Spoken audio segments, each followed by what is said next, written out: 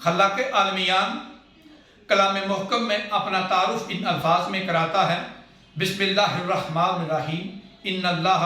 علی کل شیء قدیر، کہ بے شک اللہ ہر شے پر قادر ہے۔ ثابت یہ ہوا کہ کائنات کی کوئی شے خلاق عالم کو عاجز نہیں کر سکتی، اب چاہے وہ ہماری والدہ حضرت حوا سلام اللہ علیہ کو ہمارے والد حضرت آدم علیہ السلام کی پسلی سے پیدا کر دے، اس کی مرضی، اگر وہ حابیل کی قربانی کو قبول کر لے، اس کی مرضی، اگر وہ قابیل کی قربانی کو رد کر دے، اس کی مرضی، اگر وہ حضرت نوح علیہ السلام کو 2300 سالہ طویل زندگی عطا فرما دے، اس کی مرضی، اگر وہ حضرت ابراہیم علیہ السلام کو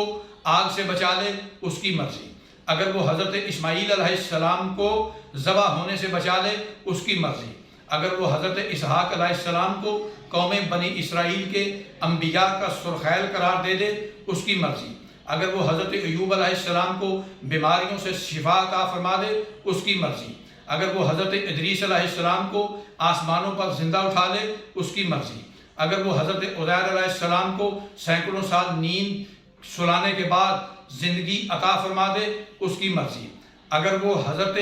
داؤد علیہ السلام کو لوہا نرم کرنے کا معجزہ عطا فرما دے، اس کی مرضی، اگر وہ حضرت سلیمان علیہ السلام کے لیے ہواؤں کو مسخر کر دے، اس کی مرضی، اگر وہ حضرت یعقوب علیہ السلام کو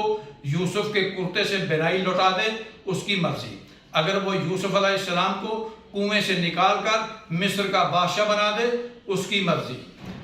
ناظرین محترم، یہ ہیں وہ قدرت کاملہ کے شاہکار۔ کہنا یہ چاہتا ہوں کہ اگر وہ چاہے حضرت ابراہیم علیہ السلام اور حضرت اسماعیل علیہ السلام سے بیت اللہ کی تعمیر کرا دے، اس کی مرضی، اور ولادت عیسیٰ کے وقت مادر عیسیٰ حضرت مریم بنت عمران سلام اللہ علیہ کو بیت اللہ سے چلے جانے کا کہہ دے، اس کی مرضی، اور ولادت علی کے وقت مادر علی فاطمہ بنت اسد سلام اللہ علیہ کو بیت اللہ میں بلوا کر علی کی ولادت کرا دے، اس کی مرضی۔ ناظرین محترم، نفس پیغمبر، مولا کائنات، امام المشارق والمغارب حضرت علی ابن ابی طالب علیہ السلام کی ولادت باسعادت کے پر مسرت موقع پر عالم اسلام کو ہماری طرف سے بہت بہت مبارک ہو۔